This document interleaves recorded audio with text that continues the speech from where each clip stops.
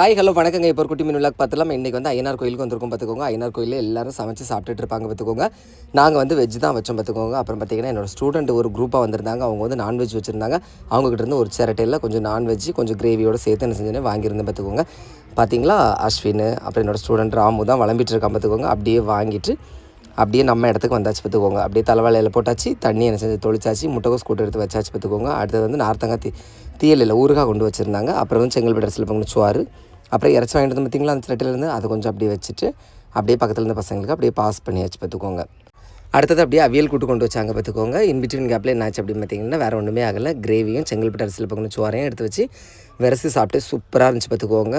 நீங்களும் இந்த மாதிரி குடும்பத்தோட சொந்த பந்தங்களோட இப்படி போயிட்டு பொங்கி சாப்பிடுவீங்க அப்படின்னா மறக்காமல் என்ன செய்யுங்க, கமெண்டில் சொல்லுங்கள். ஏன்னா அடுத்தது பார்த்திங்கன்னா சாம்பார் கொண்டு வந்திருந்தாங்க. அதுக்கு முன்னாடி இறச்சி எல்லாத்தையும் ஒரு கரையில் நினச்சிட்டு ஒதுக்கி வச்சுக்கிட்டேன். மற்றபடி விரசது கொஞ்சம் டிஸ்டர்பன்ஸாக இருக்குது.